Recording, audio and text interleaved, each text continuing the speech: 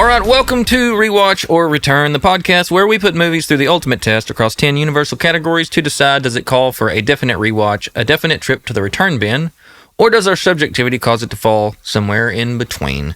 This week, the featured film is 1995's Casper, 30 years old this year, and the last spooky season, I guess if you want to call it, film of October. I don't have much else to say about that. Let's move right into fast forward facts. Let's float back to the mid-90s when family movies had heart, haunted mansions were PG rated, and ghosts were more goofy than ghastly. Casper, released in 1995, was the first ever feature film to star a fully CGI lead character, and at the time, that was a major technical leap. Based on the classic Harvey Comics character first introduced in the 1940s, Casper tells the story of a lonely ghost who haunts Whipstaff Manor until a paranormal therapist, played by Bill Pullman, comes in with his daughter Kat, brought to life by teenage Christina Ricci, fresh off the Addams Family fame. Casper himself was voiced by Malachi Pearson, but when he briefly turns to human at the end, yes, that iconic moment, the one that caused millions of 90s young teenage girls to swoon, featured teen heartthrob Devon Sawa. The movie was directed by Brad Silberling and produced by Steven Spielberg's Amblin Entertainment, giving it that unmistakable 90s family adventure magic. Spielberg even personally helped shape scenes, including the moment Dr. Harvey meets the ghostly trio Stretch, Stinky, and Fatso. Fun fact, Casper was groundbreaking for CGI. Industrial Light and Magic, or ILM, created Casper and the ghostly trio using effects technology originally developed for Jurassic Park. It was the first time CGI characters had this much dialogue and emotional interaction with live-action actors. A big step toward films like Harry Potter and Pirates of the Caribbean. And the cameos? Well, this movie's loaded. During a mirror gag, Dr. Harvey briefly transforms into Clint Eastwood, Rodney Dangerfield, Mel Gibson, and the Crypt Keeper, after we earlier see Dan Aykroyd in full Ghostbusters gear, who shouts, "Who you gonna call? Someone else." Ghost movie crossover complete. The movie shot in a massive real-life mansion set built on Universal lot, and its production budget reached around $55 million. Big for a family movie at the time. It paid off. Casper earned over $287 million worldwide and became a VHS sleepover staple for an entire generation. And here's a behind-the-scenes detail most people don't know. Christina Ricci later admitted she filmed the emotional scenes with Casper by talking to a tennis ball on a stick used for eyeline reference. That may be a normal thing now, but in the era of making this film, acting opposite of non-existent CG characters was not normal at all. So yes, she made 90s kids cry while looking at sports equipment. I guess that's some solid talent. Part spooky, part sweet, and surprisingly heartfelt, Casper delivered a message that still hits today. Sometimes the friendliest ghost is just someone who doesn't want to be forgotten. All right, with that down, we're moving right along to what the critics said. This is where we look at the top 10, or the first top 10 top critics reviews on Rotten Tomatoes. The tomato meter has this movie at a 59%. The popcorn meter has this one at a 51%. I was a little surprised, to be honest with you, about both of those because I expected at least the popcorn meter to be quite a bit higher. I wouldn't expect this to be like a major critical success, but growing up, I don't know anybody that didn't like this movie growing up, at least from like a kid's perspective. So maybe things have changed over the years. I always enjoyed this movie. I was a little surprised that it was sitting right there near 50%. Anyway, going right into what the critics said, Jeff Miller from Houston Chronicle says Casper is a cutie. It's simple, straightforward fun in a sumptuous package. Jeff Salomon from The Village Voice says lifelike is the word Universal Pictures used to describe Casper. And while that seems appropriate for a character who's, after all, not really alive, lifeless is the adjective that more readily comes to mind. Nick James from Sight and Sound says amongst this somber psychological backdrop, the frantic antics of Casper and his uncles to amuse and annoy are either sufficiently sinister, not cheering enough to stand out. Are neither sufficiently sinister, not cheering enough to stand out. Michael Medved from the New York Post says Casper isn't the worst movie ever associated with Steven Spielberg's name, but it's easily the dullest, despite attempts by the screenwriters to fill up the emptiness with a frenetic and absurdly convoluted plot. Richard Corliss from Time Magazine says, directed director Brad Silberling mixes rude slapstick for the kids with pop culture cues for their parents, all jolly enough, but in its haunted heart, Casper is another invitation to kids to flirt with the idea of being dead. Okay. Liam Lacey, Globe and Mail, says, too ponderous for a confection, too sticky and puffed up to be anything else. Casper reminds you of nothing so much as the kind of problem Alka-Seltzer was invented to relieve. Michael Wilmington from the Chicago Tribune says the film is an epic treatment of a childhood curio. It's also the kind of elaborate movie stunt you can't imagine someone really pulling off, but they do, and in some curious ways, it works. Desmond Ryan says, from the Philadelphia Inquirer, says, Ricci makes all this far more palatable than it should be. She is surely helped by the dismal level shared by most allegedly more adult afterlife fantasies. Craig McInnes from the Toronto Star says, nowadays, wonder is replaced by whatever goes, and with such a scattershot approach, not to mention a needlessly complicated plot, Casper's misses are far more frequent than its hits. Derek Malcolm from The Guardian says the film is pleasingly affectionate and sincere, even if it never gives us a clue as to what occasionally went wrong. Okay. Some of those I don't really get, and I can get more into that later, but that is what the critics said about Casper. And we'll move right along now into First Time or 50th. Basically, the point of talking about this, or why this is an existent segment, I guess, because it's essentially an opportunity to say, like, how many times you have seen this. Have you seen it a bunch of times, or not many times? And is there a nostalgia due to the many times that you've seen it that has caused the way that you view the movie or the way that you think about the movie? There's some movies that existed. There's some movies that I've seen a whole bunch, and and some of those movies have been movies that have been on here where I watched them a whole lot growing up, didn't watch them a long time or for a long time, watched them later as adult, and was just kind of like, eh. But this one is a movie that I watched over and over and over and over and over and over and over as a kid. Had it on, I don't know if I ever owned it on DVD. I know we had it in the old eggshell VHS case, but this was a major staple in my childhood, at least around the, October, Halloween season, whatever. With that said, I couldn't even tell you how many times that I have seen this movie. Gobs and gobs and gobs. Whether it be watching it on the VHS that we had at home, or I think it used to come on, back when, I don't know what it's called now, what channel it is. It's Freeform or something like that. But what used to be is this ABC Family and then the Family Channel, or I don't remember exactly, but they used to do I think it was the 13 Nights of Halloween there towards the end of October, and this was kind of always among the several movies that they would show over those 13 nights of showing films. So I've seen this one a whole bunch, and am heavily nostalgic feeling towards this movie, and it definitely influences the way that I watch the film, for sure. So First Time or 50th, wouldn't be surprised if it was 50th. To be continued now. Would a sequel work for this film? And if there is a sequel, should there have been? I'll say this. The era that this came out, I don't think the movie needs a sequel. And the era that this came out was an era of, a lot of straight-to-video sequels. You had movies like, Aladdin that got 2, 3, 4, or, at least 2. Aladdin got, I know, 2 sequels that went straight to video.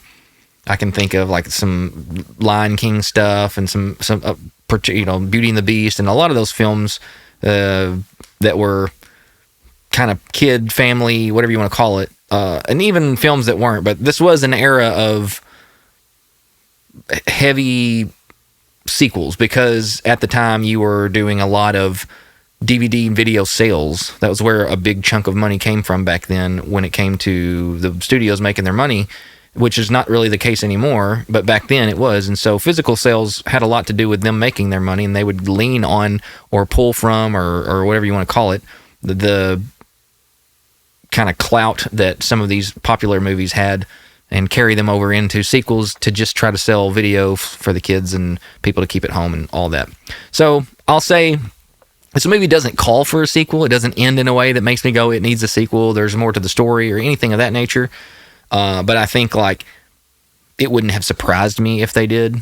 It wouldn't have surprised me if they had found some story to go ahead and make a straight to video thing with it.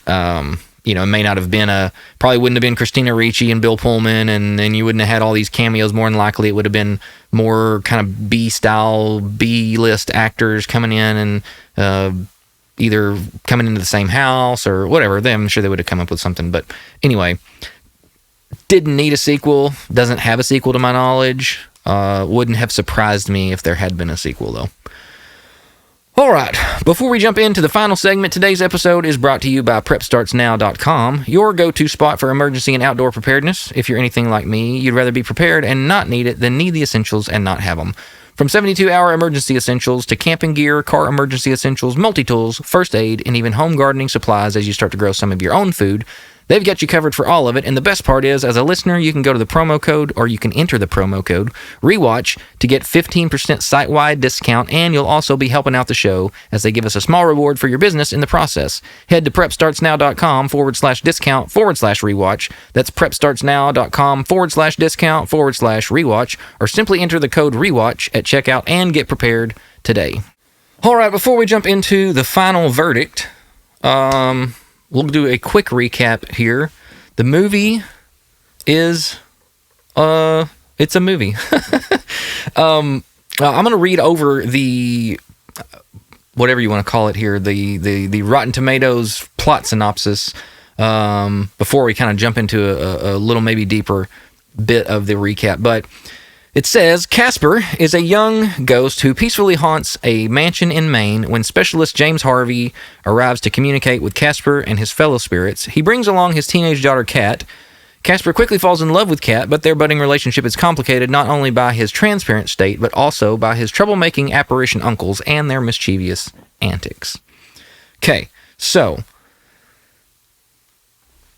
the movie starts out basically with some kids going to this Whipstaff Manor. One of the kids being actually the kid that plays Squints on Sandlot. They go in there, they sneak in, this place is known to be haunted. They sneak in and they're wanting to take pictures, and they're like both fighting over who's going to be in the picture and who's going to take the picture, because like if you take the picture, then I can't be in, or if I take the picture, you can't be in it. You take the picture, or you get it. You get what I'm saying. One can't take the picture and be in the picture at the same time using the camera that they were using, apparently. It was one of those Kodak, or not Kodak, but the Polaroid cameras. I don't know what brand it was. Polaroid brand, maybe, I guess. Polaroid style cameras. Whatever. Anyhow, that's the beginning of the movie. These kids getting scared out of this mansion, and you realize, okay, there's ghosts in this mansion. That's when you first meet Casper. However, because he's like, hey, I'll take the picture, guys. And like, then they freak out because they're like, what in the world? So then it moves on and we meet the character Kerrigan, who I guess is her last name. I can't remember her first name. We meet her and we meet one of the Monty Python guys. I can't remember his name for some reason, but he's hilarious. And she is being read over the, I guess, will of her father who just died, and she could care less about her father having died. She could care less about her father. She just wanted to know what was left to her. And basically he left her nothing but this manor. And in the process, she's aggravated because she's like, I don't want this old condemned property. And somehow right there in the room where it's being read to her and she learns all this, the deed to the place gets thrown into the fire, in a fireplace. And while trying to get it out, the Monty Python guy reads something that becomes visible on the letter due to the heat, and it says something about a buried treasure or something like that, Buccaneer's treasure or something. So now she's like, oh, I'm interested in this place because there's treasure there. And so she goes there with this guy, and they're going to try to find this treasure. So she gets to the place, and they go inside, and they've heard that it is haunted. They go in there and meet Casper, and they kind of freak out and run away. Hilarious part, however, when they first walk in, it's hilarious to me.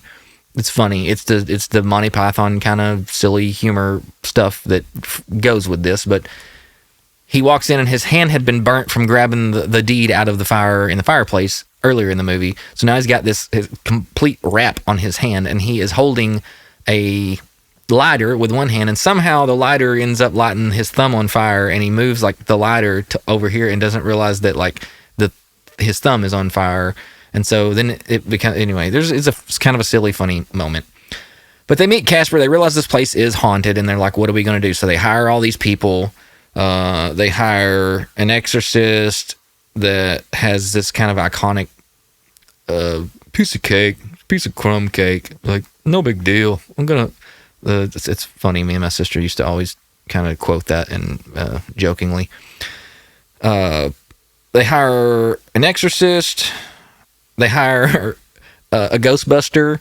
They hire, I can't remember who all. Then they hire construction guys, and they're like, hey, if we tear it down, you can't haunt it then. There's nothing to haunt. Well, then they scare all the construction or demolition guys away. So now the demolition guys aren't there. And so she's freaking out. She's in her hotel room. Casper somehow sees an interview with Bill Pullman's character and how he talks to the dead or something, or communicates or helps them pass over or something. And so Casper's like, oh, we need to get this guy to come here because maybe he can help something. And he sees his, I can't remember exactly that whole point real well. But anyway, due to Casper finagling some things and going and kind of tricking her into getting a hold of Bill Pullman's character, Dr. Harvey, she eventually gets him and his daughter, Kat, Christina Ricci, to move into this manor to do what he does, was some sort of like therapist to the dead or something. And so they go in there, and that's the whole point and purpose. They're trying to get the ghosts out of there so that she can go in and find this treasure. And in the process, Kat becomes friends with Casper. The three uncles are trying to be real scary, and they're kind of a real pain in the neck, and they are real jerks and really annoying. But then everybody kind of just sort of gets to the point where like they don't care, and they're all getting along, even though they're aggravating each other and all that. But eventually they learn, Casper remembers that his dad has this thing down in the basement called the Lazarus, and he had created it because when his son died, he was going to try to bring him back to life somehow. And because he said he was haunted by the ghost of his son, he was going to try to bring him back to life. So there's this thing in the like lower level basement dungeon thing of this house that they find, and so that's kind of the plan. There is a mixed in Halloween party that really is not really any kind of super duper major part of the plot until the very end when there's a dance. But they're down there. Kerrigan realizes, oh, there's this thing so that brings people back. So basically, like, she's trying to tell the other guy, but she's saying basically you can die and become a ghost, and then you can go through any walls and get into this safe that they found down there that she thinks that's where the treasure is. So she plans on him dying, becoming a ghost, getting into the safe, getting the treasure, and then using the Lazarus thing to make him alive again. And in the process of trying to kill him, she kills herself by accident. And so she becomes a ghost, and she goes in and breaks into the safe and busts out, and she's got the stuff in her hand, and now she's planning on bringing herself back to life. And they kind of play a trick on her, and they say, hey, aren't you forgetting about your unfinished business? Because that's supposedly in the story what keeps ghosts or keeps people, their spirit, ghosts, whatever you want to call it. That's what supposedly in this story or in this world, like, keeps them from going ahead and like passing over completely, is they have some sort of unfinished business.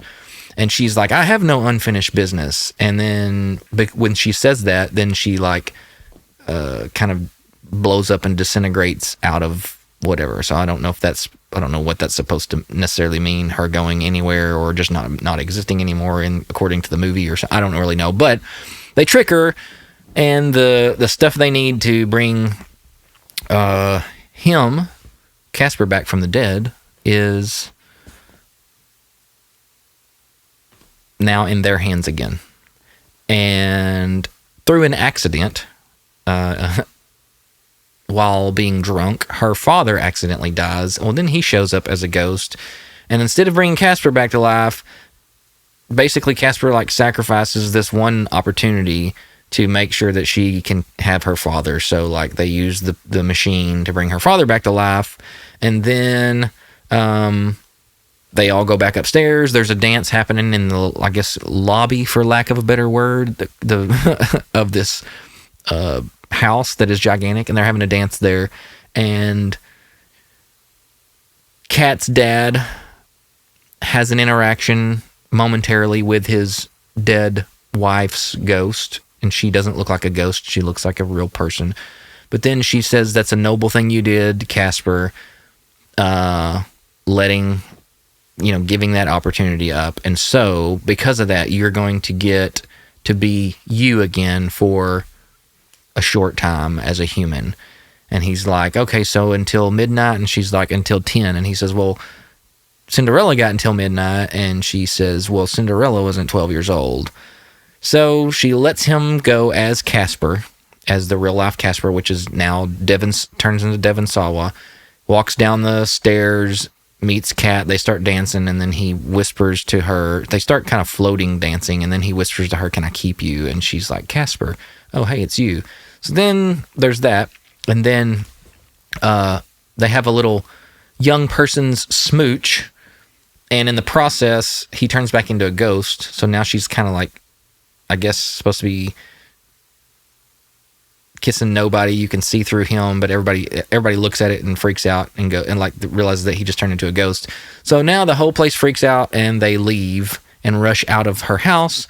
And then Little Richard starts playing Casper, this rock and roll version of a song about Casper. So that's the recap, and maybe a very convoluted telling of it. Now that we have got that done, let's move on and into the final verdict, the final segment of the film, where we put the film to the test across 10 categories scored on a scale from 1 to 5, which looks like this. 1 is poor, 2 is weak, 3 is fair, 4 is good, 5 is excellent.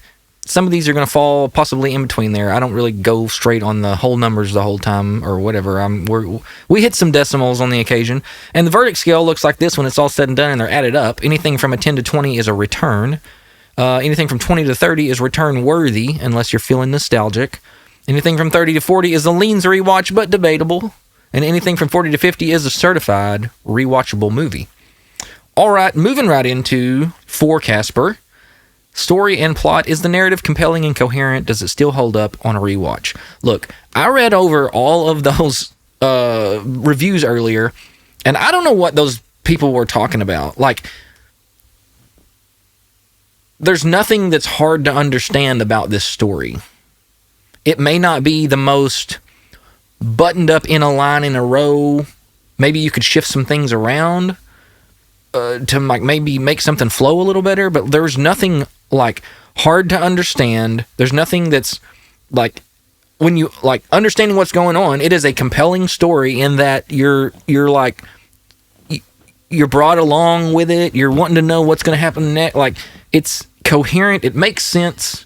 I think it holds up on a rewatch. I watched it again. I haven't seen this movie since, well, I think I watched it last year, but before that, I hadn't seen it in many years. But I don't know where the whole complaining about the story and plot comes in. I mean, if you understand what you're getting yourself into going into this, then what's the problem? What's the big deal? I don't know what their problem is. I think it's fine. I think it's a compelling narrative. I think it's a coherent story. I think it makes sense what they're trying to do with the story. Like, it all okay, I understand why this person's doing this. I understand why this person's doing this. I understand why this person's doing this. I understand why this person's doing this. I get what's happening. I get what they're all trying to do. And okay, either if you might not understand coming right dead smack into the middle of it, But watching it from the beginning, there's nothing that's confusing. There's nothing that's like, I don't understand why that would be happening or this or that. Like, so what's the deal? These review folks, I don't know what their problem is. Anyway, story and plot, I'm giving a 4 out of 5 because those people don't know what they're talking about. Anyway, and again, you probably won't agree with me. This is all very nostalgic driven verdict stuff for me, and me rating these things on how I feel about this movie and how much of it had to do with my childhood and how much I still enjoy it, busting it out every year around this time. So, story and plot gets a 4 out of 5 from me. Give it whatever you want. You don't have to be me. Characters and performances would be next. Are the characters memorable and well acted, or forgettable and flat? I think they are memorable and well acted. I don't think they're forgettable and flat. I think there's a lot about all of this that's very memorable to me. I think that Bill Pullman is a gem in anything that he's in, whether it be a small character or a large character. I think he's great. I was talking with my sister about how fantastic I think he is and how much range he has. Anything from Spaceballs to Casper to the President in Independence Day to whatever else. You sleep while you were sleeping. The dude's got range. You know, anything from a goofy comedy to a romantic comedy to this to a action blockbuster about aliens, like whatever. Like he's got range, and I think he did well in this. He plays this character really well. Christina Ricci plays her character really well. The kid that voices Casper does a really good job providing that emotion and providing everything that you obviously. I mean, they're showing some of that through the CG character, but he does a really good job with the voice acting. So do all of the guys that are playing all the three uncles. I did not know that Brad, what's his name from Everybody Loves Raymond, was Fatso until yesterday or the day before. But he is. I can't remember. Why can't I not think of his last name right now? I'm not real sure. But anyway, I think everybody does really well. I think if there's something that was not great, it would have been one of your super duper side characters. I think that the lady that plays Kerrigan plays the character right. She's over the top, but it's not intentionally over the top. Like, she's so full of herself and so self-centered and just cares about nothing and nobody else that's like how those people are. And it makes sense. Like, it's fitting with what they're asking her to do. Her little sidekick guy from Monty Python is, funny and fits well. I think everybody does a fantastic job in this. I'm not saying that there's like any award-winning acting in this film, but as far as like giving a good performance that is a memorable performance and sort of sticks with you. Like, if you would have asked me before I had seen this again this year or whatever, if you would have asked me to like tell you about the things that I remembered about these characters and their performances, I could have told you a whole lot. So I'm giving characters and performances a 4 out of 5 as well. Take it or leave it. Pacing and entertainment value. Were you entertained the whole time? Did the movie keep your attention? Does it feel too slow, too rushed, or just right? I think that I was entertained. I'm always entertained watching this film.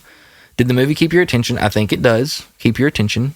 I think it is right in like the good medium porridge heat right there in the middle. It's not too hot, not too cold. It's just right. So I think that pacing and entertainment value sits for me again at a 4 out of 5 because it's good. I'm not putting in any kind of great category or territory, but it's good. Moving on to dialogue and quotability. Are there iconic or memorable lines? Do people still quote it? Does the dialogue feel natural or cringy? Okay, I think there are iconic and memorable lines. They may not be like huge. They're okay. They're iconic and memorable to like the people that I grew up around watching this film. So, for example, sidebar, but sort of in the same lane as well. I sent my buddy a text the other day, and I said, and all the text said was number 2 under the cross, and I knew that he would know where that was coming from because I knew that he knew the movie, and I knew that we grew up watching this movie, and I knew that it was a big movie for us that we saw a lot as a kid, and we quoted a lot growing up.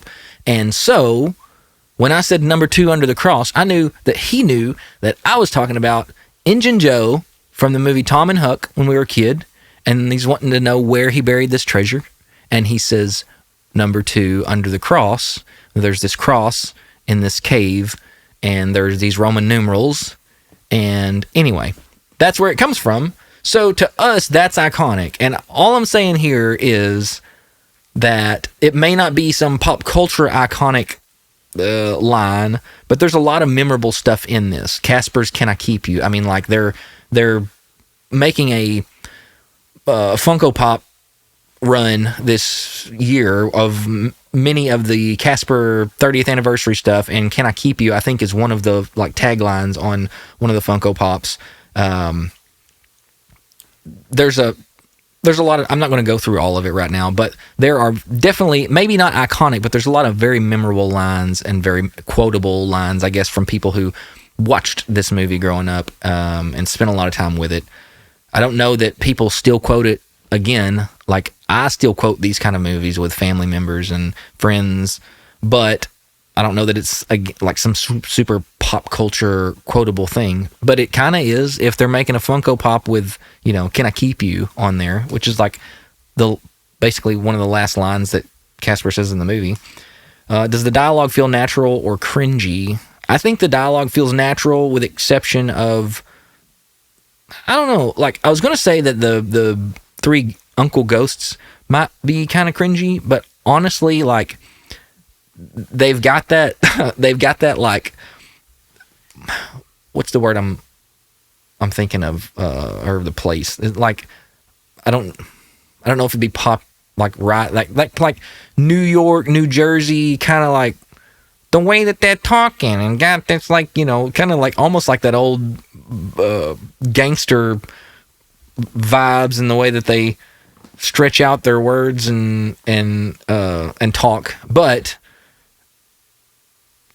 part of me feels like if there's any cringe in the dialogue, it's like in that. It's in those 3 guys, those 3 characters. But like it's supposed to be that way. So, I'm still, for dialogue and quotability, still giving it a 4. Sue me, right? I don't care what you think. Have your own opinions. Don't hate me for mine. Come on. Soundtrack and score. Does the music enhance the film or date it? Does it elevate the emotional tone of the film or feel out of place? Is it iconic or generic? I sat through this movie this weekend and I was like, dang, this is so good.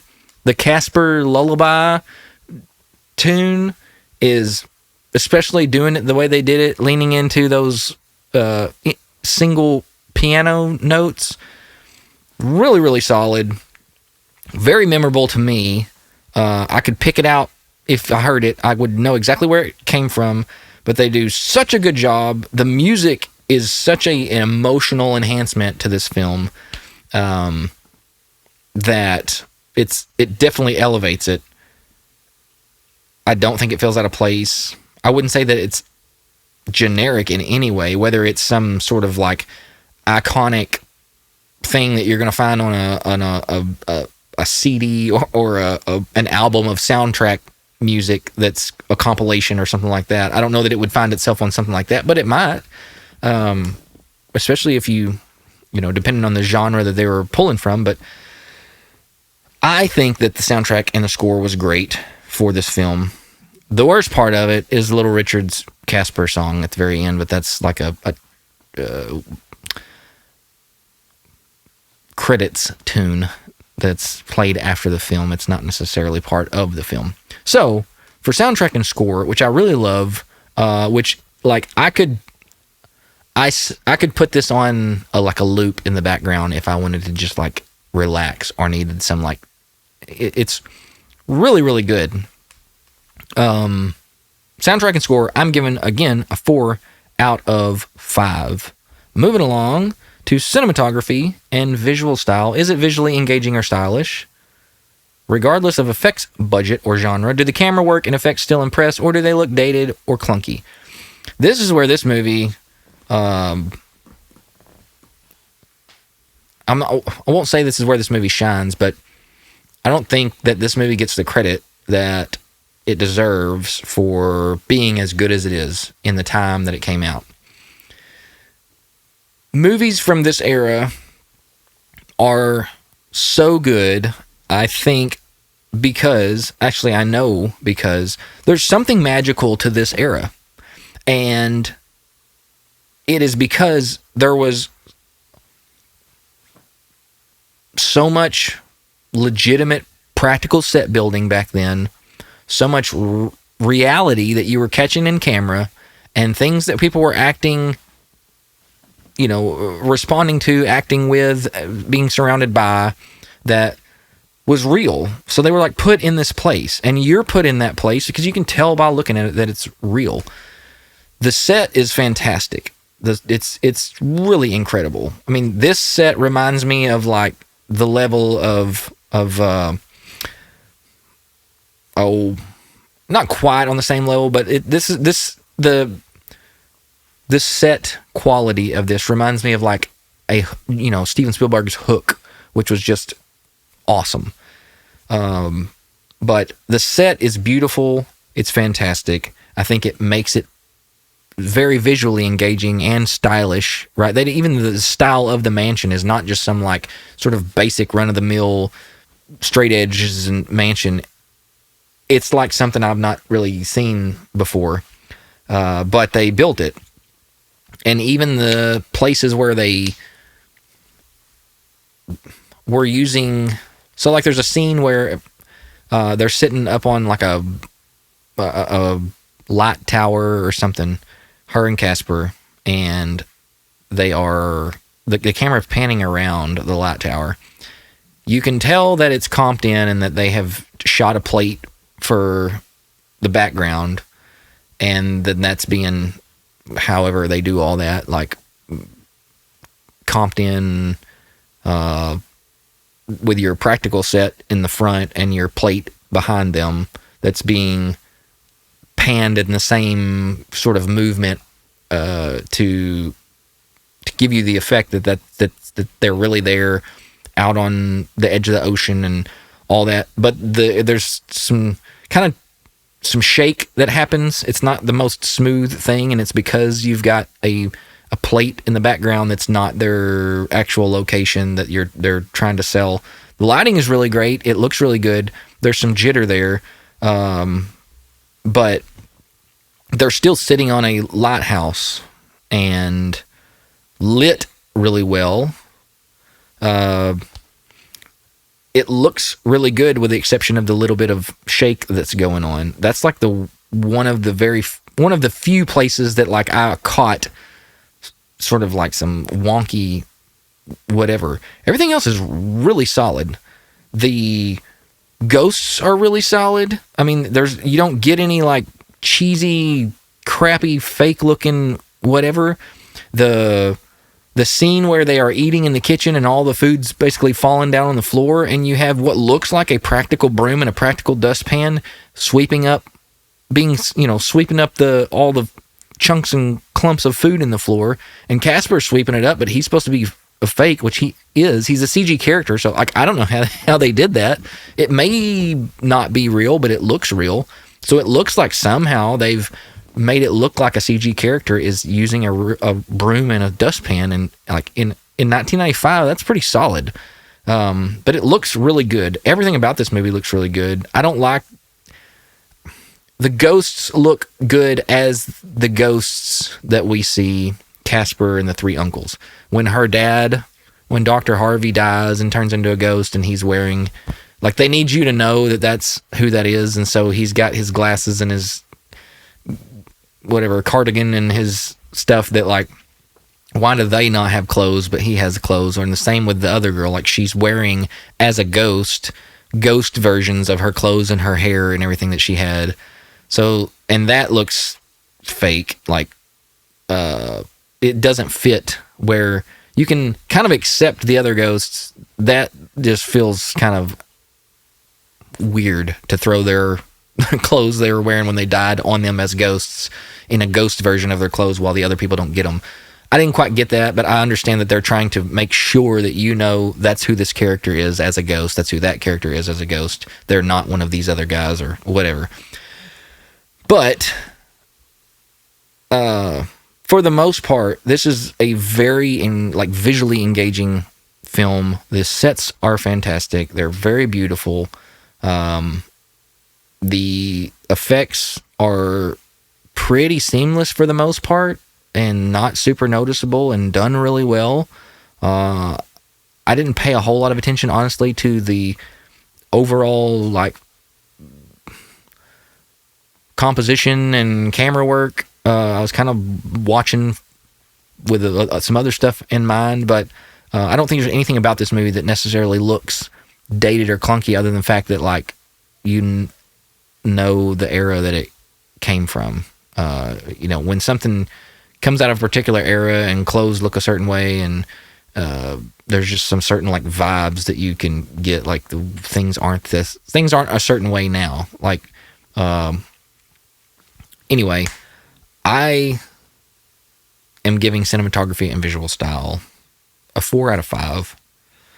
And we'll move along to originality and creativity. Does the film feel fresh and inspired, or like something you've seen 100 times? Was the film groundbreaking or formulaic? Does it bring something unique? I don't think it... I think it does feel fresh. Like when this was made, it felt like this was not something you would have expected them to do in 1995, was to take on a ghost movie where you had major, important, front and center main characters that were ghosts that you were interacting with, live action humans. So that was fresh and inspired, and definitely not something you'd seen 100 times. Was groundbreaking for sure. Piggybacking off of that, stuff that was going on and how they were able to create the dinosaurs and stuff for Jurassic Park. I don't think it was formulaic by any means, and it definitely brought something unique of its own. And taking the Casper character that everybody knew as an old cartoon style stuff and turning it into something live action that really, I think, worked. So for originality and creativity, I'm giving it a 4 out of 5. Theme and message: is there a deeper takeaway, and does it explore ideas that resonate today? I would say there's a little bit of a message about greed, kind of like what happened to the lady, Kerrigan, in it. She's all about herself and self, and she's so selfish that she basically sabotages herself in the process. And so there's a little bit of a message about hey, don't be a selfish jerk, and kind of with the uncles too, they're selfish jerks and nobody likes them, and it just kind of there's a little bit of a commentary on don't be a freaking jerk, don't be somebody that makes it to where nobody has any reason to like you or want to be around you or have anything to do with you. Nobody likes bullies. Nobody likes selfish, mean, self-centered people. So there's that. And then I think there's a little bit of a vibe of or a message, I guess, if you want to say, of befriending someone who wouldn't maybe who most people wouldn't befriend, someone who needs a friend but has trouble finding a friend because they're different. Obviously he's a ghost and Kat's not, but she befriends him, Casper, and he, as a ghost, has has 3 uncles that are butt heads, and he has no friends. And so I think there's a little bit of don't just dismiss people for maybe being different, and you never know what kind of friend you might make. There's a little bit of that. So I'm going to put the theme and message category at a 3 out of 5, just right there in the middle, at kind of fair. It's adequate. There's no major huge message, but I can pull a message out of it. Cringe factor: any jokes, effects, or moments that haven't aged well or were always bad. Moments that make you wince now, campy, cheesy, bad effects, outdated jokes that aren't funny, etc. Okay, for the cringe factor, the things that pull this down, or that are cringy that pull the score down for me for this category, is it's a movie about ghosts. I get it, it's a fantasy and you got to go into it knowing what you're getting into, but there's still some cringe about a movie about ghosts, and not just like, anthropomorphic looking like people ghosts that look like us but are simply ghosts, but like, round head, pointed tail, floaty, like, hang a white sheet from your tree with a basketball as a head kind of swinging in the wind kind of ghost stuff is what we have here for the most part. So like, yeah, there's some cringe to that. I think there's a little bit of cringe in the way that they chose to go. Like I said, I get what they did it, but it was a little cringy and weird seeing the sort of ghostly version of Dr. Harvey and the Kerrigan character, and in their clothes that they died in that have now become ghost clothes. So there's like some cringe to that. So it's not like a super cringy movie. It's just a family movie that there's a little bit of sort of basic cringe, if you will, in it. So for cringe factor, I'm giving it a 3.8 out of 5. Moving along to nostalgia and rewatchability. Does it hold up to your memory of it? Does it still matter today? Is it timeless, or has it aged poorly? Does a rewatch ruin the magic? And would you honestly watch it again? Okay, does it hold up to your memory of it? Absolutely. I still really, really enjoy this film just as much as I did when I was a kid. I don't have the same like kid viewing approach that I used to, but I still really, really enjoy this film. Does it still matter today? Is it timeless? I think it's kind of a timeless film in that, like, I think this is just as much of a timeless, Halloween season movie as, not just as much, I won't go there with it. It's not on the level of like Home Alone for a Christmas movie. That is absolutely timeless. So it's not on that level of like seasonal timeless, but I still think like for movies that are of the Halloween-ish season or whatever you want to call it, I think this is like one of those timeless movies that kids can continue to watch and enjoy, and kind of add it to that yearly viewing, if you want to call it that. I don't think it's aged poorly. I don't think a rewatch ruins the magic by any means, and I will absolutely probably watch this again next year around this time as I, kick out all these kinds of movies. So, for nostalgia and rewatchability, I'm giving this a 4.2 out of 5. Bringing this to, I'm not going to tell you yet. Bonus category, could a theme park ride based on this film make sense? And if so, what kind of ride would it likely be? So I got to thinking, this is a Universal film, of a Universal property, done by Amblin Entertainment.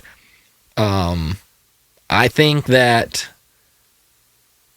I got to thinking about like what could you do? I'm going to make this real short, but what could you do with a ride for this? I think a dark ride would be something you could like do really well. If you've ever ridden the Cat in the Hat at Universal, I think like it would have to be a better version than that, but I think you could make that type of ride out of this.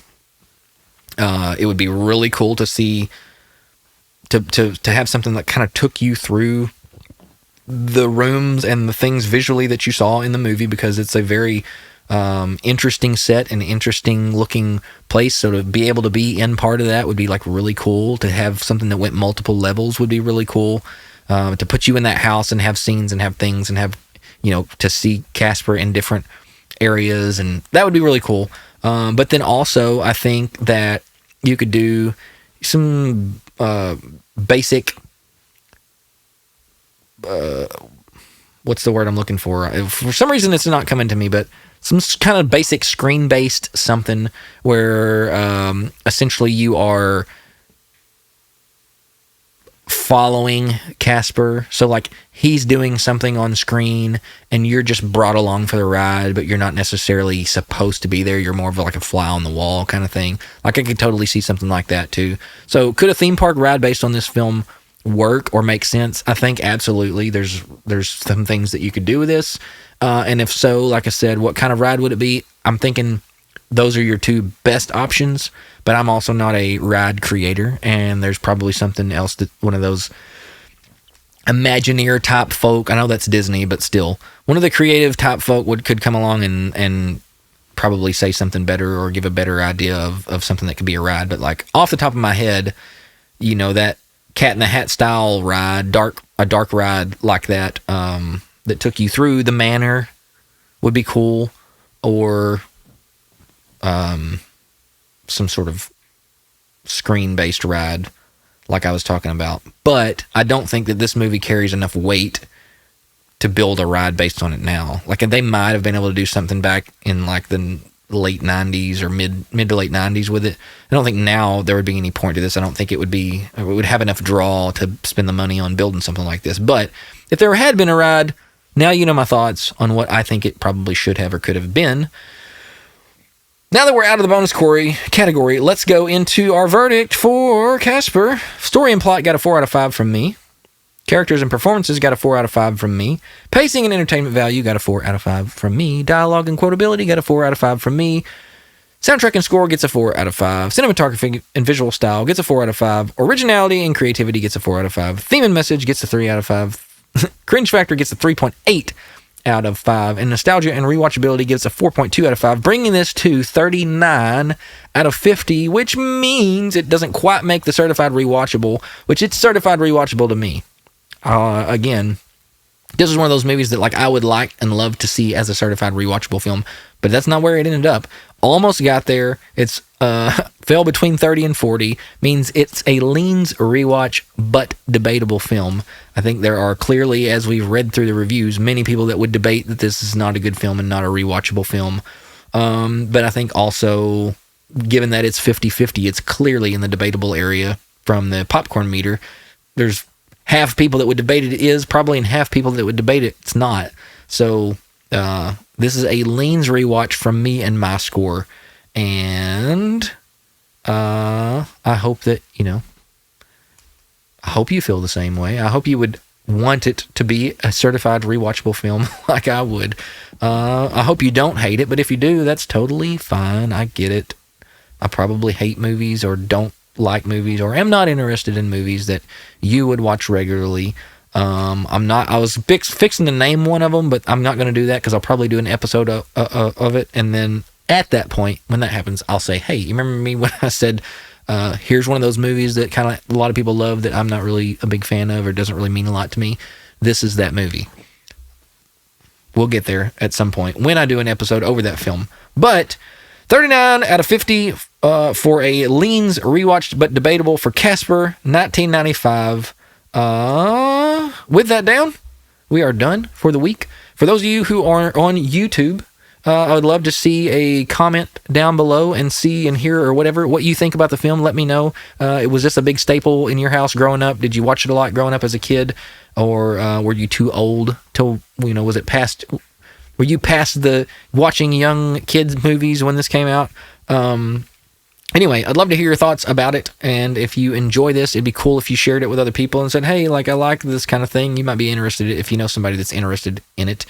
For those of you that are listening on any of the audio podcast platforms, if you want to let me know your thoughts on things regarding these episodes, particularly this one this week, there will be a post on my Instagram account, Rewatch or Return on Instagram.